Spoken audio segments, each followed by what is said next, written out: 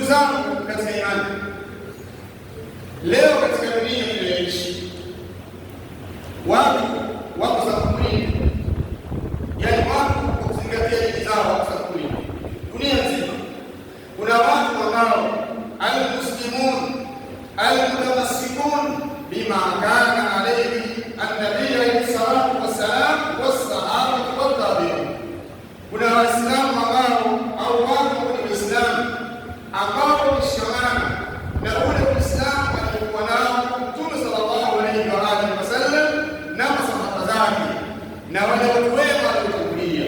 Watu hawa ndio an-najihun, ndio ambao waliofaulu katika maisha ya dunia, lakini kadhalika watakuwa najihun katika maisha yao.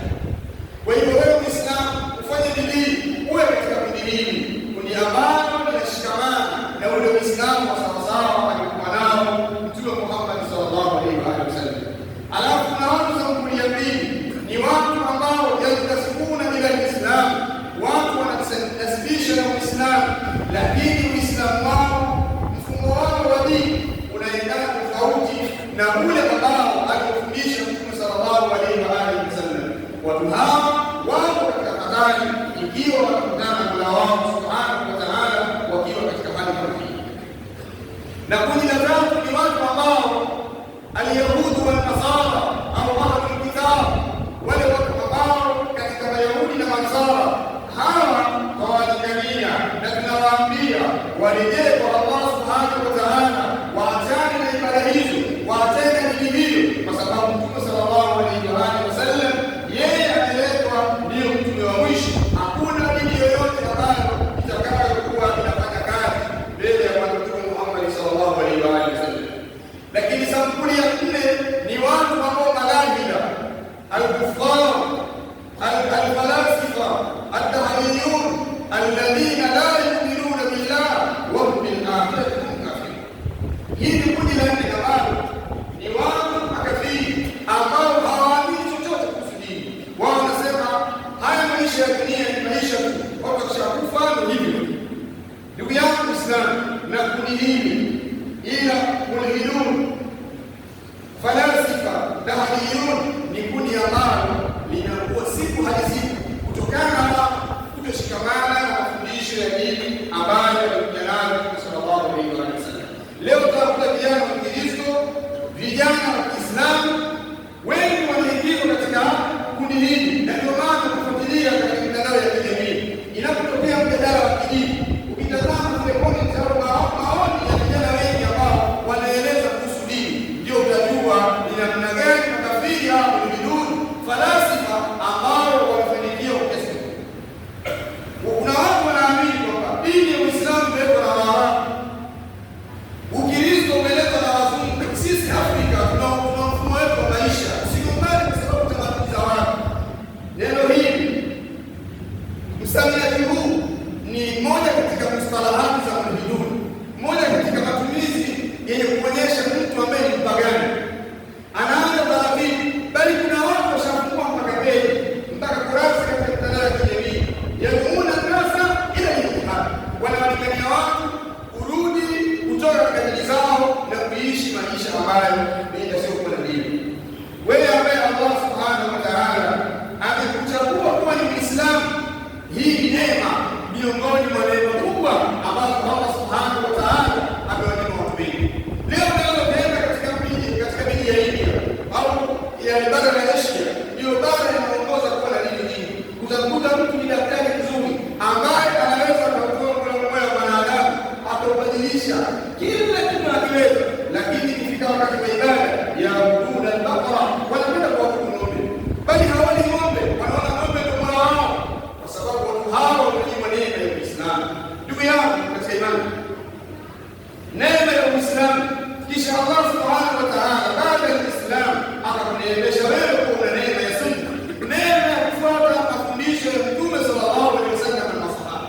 Vitu hivi ukipata viwili, saada ya dunia wal akhirah, ndio saada ya mwanadamu katika maisha ya dunia na akhirah. Makundi yote unayoona leo, kuna watu na milioni kukata mabanga. Leo kuna watu dini yao ni kudhikiri mpaka mtu anazimia. Dini yao si kufanya mambo gani? Ni kwa sababu ya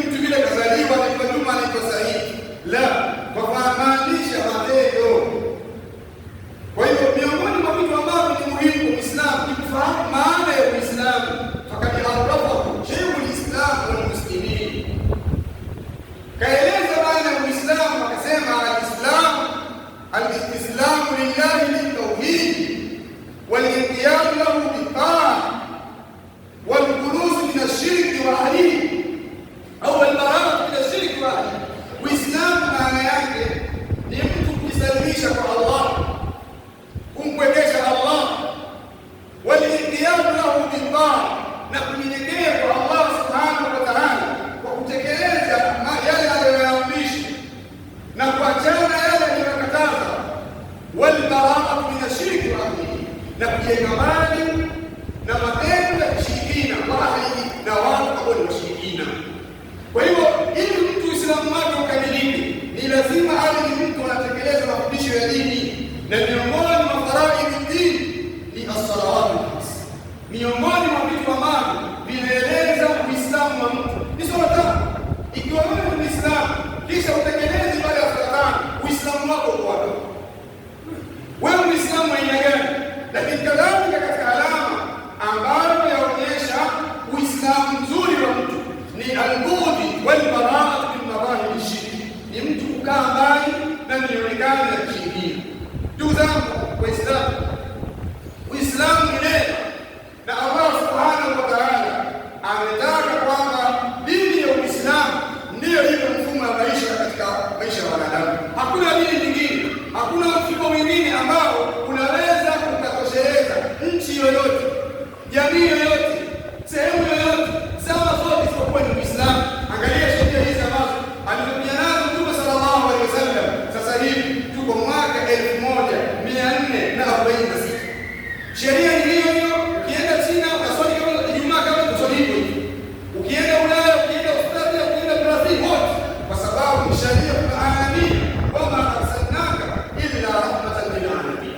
Lakini sheria hizi za wanadamu ambazo kuma na wanadamu haziwezi kutawala. Pengine kuna baadhi ya maeneo, angalia Marekani, ndani ya Marekani yale majimbo 52 sio 54, kila jimbo lina sheria zake. Sheria za huku hazifanyi kazi huku. Kwa sababu gani? Sheria kubashara ni sheria za wanadamu, na sheria kwa sababu wanadamu hana ukamilifu. Baada ya muda fulani utasikia sheria hii haitaki, tunataka katiba mpya, tunataka kale. Mfano Tanzania, sheria yetu ya Tanzania imetungwa katika tuliokuwa nayo, imeandikwa mwaka 77, hata miaka 50 bado. Tayari vijana wanaona wale wazee wao walioandika hiyo katiba hawana maana, tunataka katiba mpya. Ukiandika sasa hivi kabla ya dakika 2050, watoto watazaliwa sasa hivi watasema wale ni kitu gani wanataka? Hatutaki katiba hiyo sisi, kwa sababu ni sheria zinatokana na akili za wanadamu, na akili ya wanadamu ina kusudi. Allah subhanahu wa ta'ala ameuchagua Uislamu kuwa ndio sheria. Anasema Allah tabaraka wa ta'ala, na hili ni tangazo ambalo alilitoa siku ya Hijjatul Wadaa. Mtume sallallahu alaihi wasallam amekusanyika na masahaba akasema, al-yawma akmaltu lakum dinakum wa atmamtu alaykum ni'mati wa raditu lakum al-islam dinan. Leo tunakamilishieni dini yenu, na leo tunakamilishieni neema yangu kwa nyinyi. Wa raditu lakum al-islam dinan, na nimeridhia Uislamu uwe ndio dini yenu.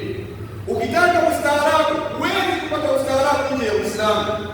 Ukitaka wewe ni mtu wa amani, uwe ni mtu uliostaarabika, uwe mambo yako yamenyooka, shikamana na yale mafundisho ambayo alikuja nayo Bwana Mtume sallallahu alayhi wa alihi wasallam. Ndugu yangu Muislamu, dini ya Uislamu imekamilika, haitaki nyongeza kutoka kwa mtu yoyote. Hakuna mtu yoyote ambaye atasema yeye ataongeza la kwake kwenye dini.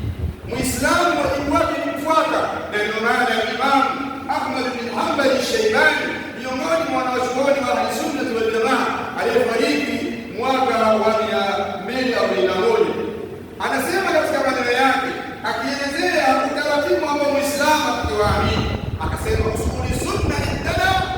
usuli sunna indana al-ittiba'u au at-tamassuk bima kana alayhi sahabatu rasulillah wal-ittiba'u wa tarku al-bid'ah kullu bid'atin. Imam Ahmad anasema misingi ya dini sisi Waislamu ni kufuata ule mwenendo na kushikamana na mwenendo ambao walikuwa nao sahaba wa Mtume sallallahu alaihi wasallam, na kuwaiga. Ukitaka wewe dini yako inyooke, hizo chako ni Mtume na sahaba wa Mtume sallallahu alaihi wasallam. Lakini kadhalika na kutahadhari na mambo yaliyosuliwa katika dini, kwa sababu dini hii ikikamilika. Na ndio maana aya hii wanawachuoni wa Qur'an wanasema hadhihi aya, yani al-yawma akmaltu lakum akhiru ma nazala fil ahkam, ndio aya ya mwisho kusudia Mtume sallallahu alaihi wasallam katika masala ya ahkam.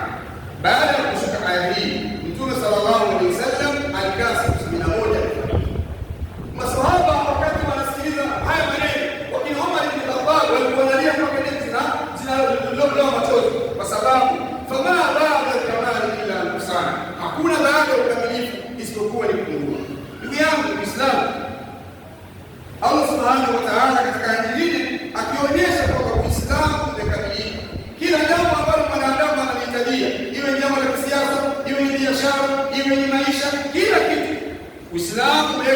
itakuwaje?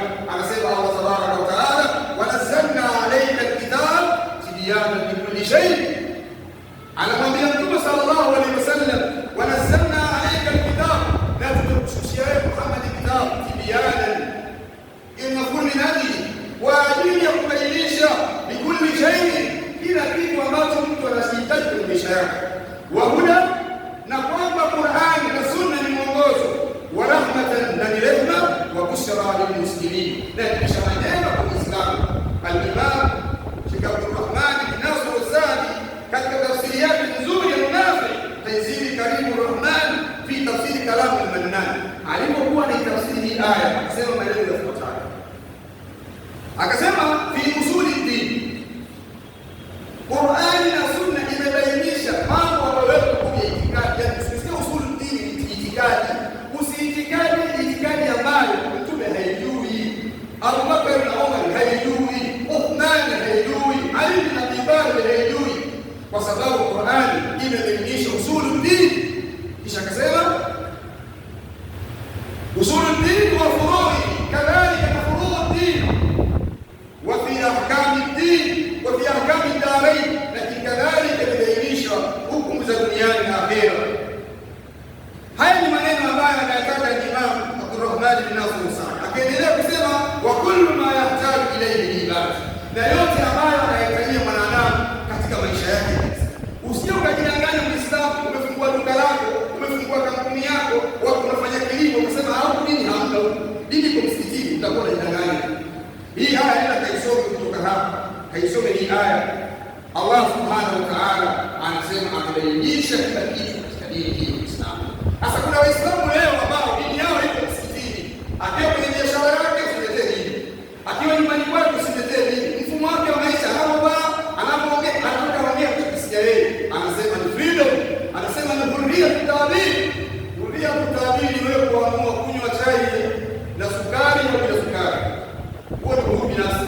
Ile freedom ni wewe unaamua leo ni chai siki, maadamu wewe ni Muislamu. Huria hakuna, wewe ni kufuata, fa alayka bitibaa.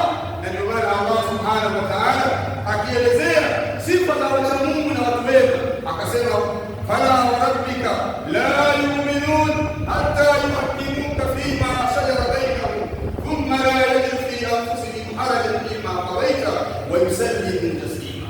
Amwambia Mtume sallallahu alayhi wasallam, na hapa kwa maana wao hawawezi kuamini hawa watu mpaka kufanya wewe kuwa ni hakimu kwa yale unayohukumu, na wasiwe na shaka wala wasiwe na manunguniko katika nyoyo zao, wa yusallimu taslima, na wajisalimishe moja kwa moja. Kwa hivyo Muislamu, fahamu hilo. Ukioa unaozesha wewe, ulete la kwako, dini ishakuwekea mfumo. Ukifiwa mfumo wa kuzika ushatajwa, usiongezea kwako, kwa sababu wewe wajibu wako ni kufuata yale ambayo aliyoelekeza Allah subhanahu wa ta'ala na Mtume sallallahu alayhi wa alihi wasallam. Katika aya nyingine Allah subhanahu wa ta'ala akionyesha kwamba Uislamu ni dini iliyokamilika, akasema Allah tabaraka wa ta'ala, wa tammat kalimatu rabbika sidqan wa adla, limetimia neno la Mola wako sidqan. Wanawachuoni na mufassirun wanasema katika kutoa habari, yani aqida.